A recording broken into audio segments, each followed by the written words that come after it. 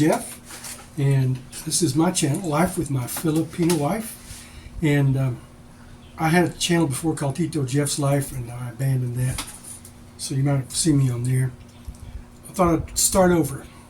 And the purpose is just to tell you about my life here in the Philippines, what it's like. Maybe I can help somebody. So I met my wife January 10th, 2020 online on filipinacupid.com. And we hit it off right away. And I came in March of 2020 to visit just before the Philippines locked down for the COVID. And I went home. Of course, I couldn't see her for a long time. So we chatted on Messenger every day, 2 or 3 times a day sometimes. And we had a good relationship on Messenger. During that time, my mother passed away, her father passed away. My father was already deceased. And we started working on a K-1 visa in 2020. Almost immediately after I returned to the United States, I started working on the K-1 visa because we got engaged while I was here. And very fast. Probably not the best way to do it, but I kind of knew. I knew what was going on. I'm not an 18-year-old boy now, or fool. So we started the K-1 visa. Everything was going quite well until about 2019. The visa was approved by the government, but she couldn't get her passport because her birth certificate had a mistake on it. Her Philippines birth certificate had the incorrect middle name. So she got frustrated, and it was too much for her. It was kind of overwhelming her.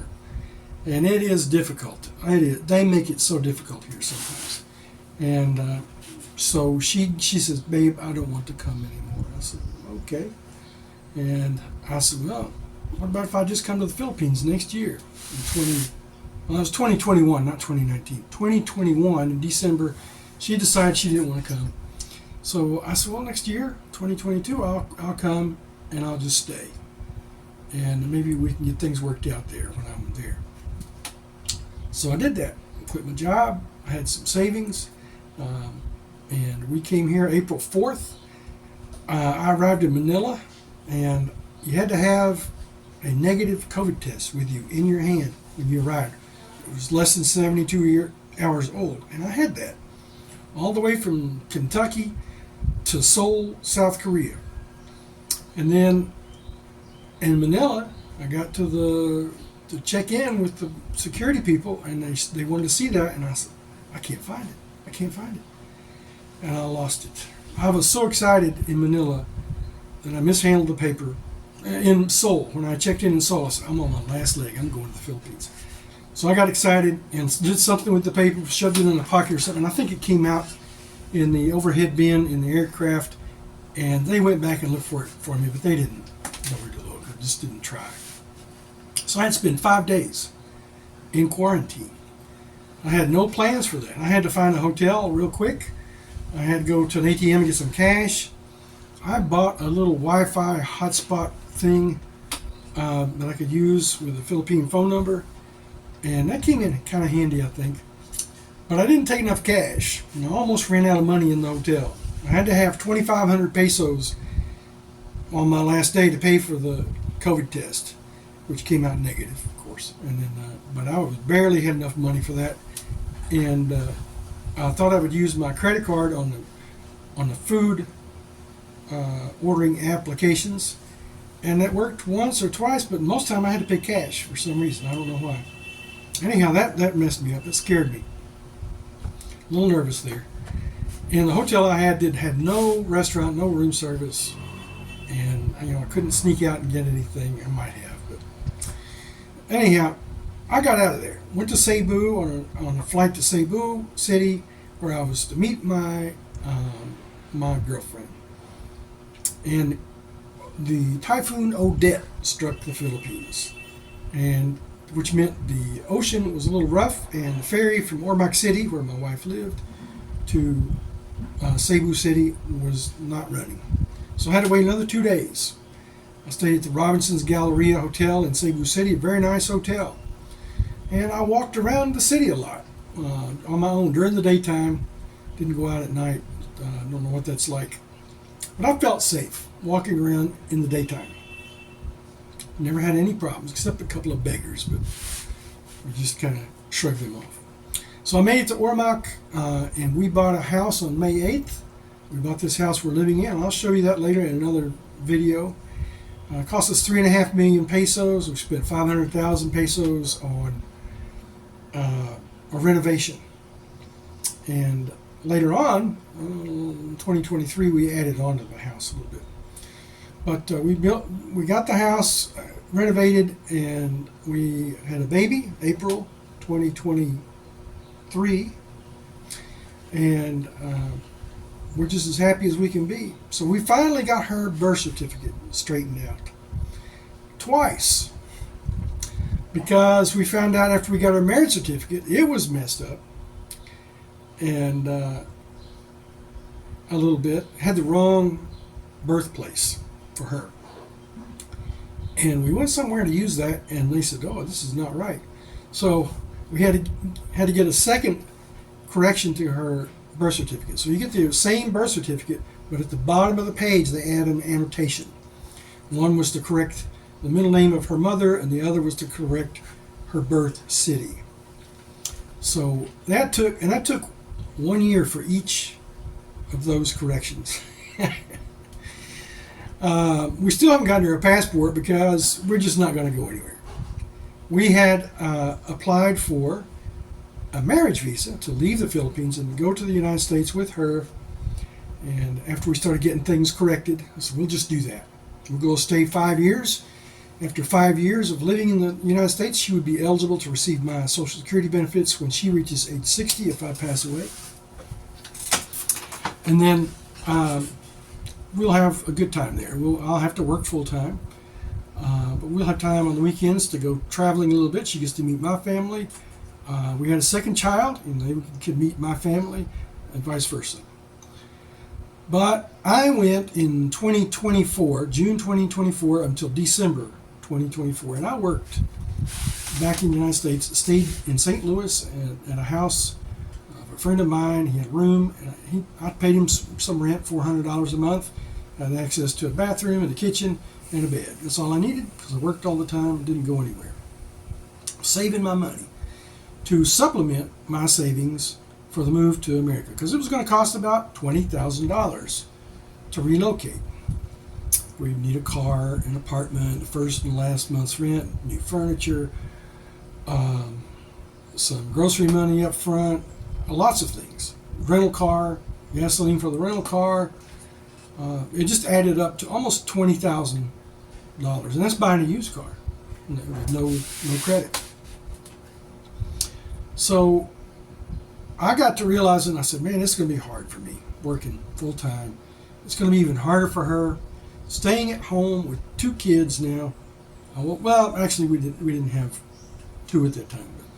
But I said, could be we have 2 kids, and she would have to be at home alone with no family support. Family is really important here in the Philippines. They help each other out, and she just feels good being around her family. In America, she wouldn't have them. They could do messenger chat, but that's not the same thing. And then we'd also have to buy a load for family to talk to her. Not a big expense, but an expense. It's still just the same. So she would be alone, stressed out, taking care of a kid, taking care of the house, apartment, and I wouldn't be around during the day. And in the evening, I'm going to come home. I'm tired. I'm not going to really want to help out a lot. I know I need to help out, but it would just be hard. Financially and stressfully be hard. Even though we would have fun, like going to Mammoth Cave in Kentucky, going to the Smoky Mountains, just going to a local orchard with the kids for pumpkin time or whatever. It would be a lot of fun. But I talked to her. I said, this is how it's going to be when we live there. Would you want to go or stay here? So we talked about it, and eventually we agreed between us that it was better to stay here in the Philippines, financially and just for our health, my health, for hers, and we have a good life here. We're happy here. I'd love to have taken her to the United States. She would love to go, but it was, it's not a bed of roses in the United States. Everybody watching this probably knows that. So we stayed, and now we have a beautiful little girl. She's 8 months old next week, and I have a 3-year-old son. His birthday's tomorrow, and they keep us busy. We have a nice house. We have a little car. We live in a small city of about 250,000 people. We have good doctors. For me, I have good health care. Hospitals that I've been in the hospital, I've been admitted, and I'm satisfied that I'll get good health care. And if I need something major, then that's a different story. I have to go to a bigger city. I can't have open heart surgery here or anything like that. No pacemaker. So if I have a heart attack, I can get an ambulance and go to the hospital and they can take care of me. If I need quadruple bypass, they're not going to do it. They're going to have to go to Cebu City. The other thing about that is you got to have cash or pay for insurance here, which is be hard to get for a senior adult, and it'll still be expensive. We have Phil Health Insurance, the state health insurance, and that it's like a discount card, more or less. You get a little discount at the hospital. It doesn't help with doctor visits. It doesn't help with dental, although that's changing. I think they're going to add some dental care to it, but it only covers about 20 to 30%, maybe up to 40% of a bill. I also got a senior discount depending on which hospital I'm at. So we have a good life here. We have, I'm on Social Security. I receive a dependent benefit from Social Security for my son JJ, and we're applying for one for my daughter. And that would max that out. There's a limit to that. So that will help us to have a good budget. The kids will have a good life here. When it's time for them to go to college, they'll have money in the bank. Hopefully, never can predict the future, but that's our plan. It seems like that should work out. And I really love it here. Glad to be in the Philippines. I miss America sometimes. I miss Mexican food and Chinese food and cheeseburgers and pizza. We live in a small city here. We don't have a lot of choices for restaurant food. But I like Filipino food, so that's not a big deal. If I want a hamburger, I buy beef at the grocery store. I make my own, and it's good. Some people complain about the quality of the ground beef, but I find it to be just as good as what I get in America. And I can fix some other. I had to make homemade dill pickles. Couldn't buy pickles at the grocery store. Could buy them online through like a thing called Shopee here, which is like the Amazon of the Philippines. But it was going to be like $30 for a jar. No, we're not going to do that. So I got online on YouTube and watched a couple of videos and found out it was really easy. And I made them, and they were really good. I was surprised. So I wish I could share one with you. So hopefully this video will help you. I just introduced myself and my life here. Not everything, of course, but I don't want to make the video too long. And I look forward to making some more videos about budgets, medical expenses, driving in the Philippines, which is very difficult.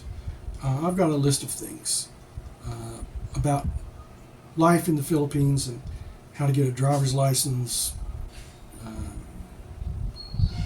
marriage visa, tourist visas, things like that. So hopefully I can help you out a little bit and you'll enjoy my videos. See you later. I'm Jeff. Bye-bye.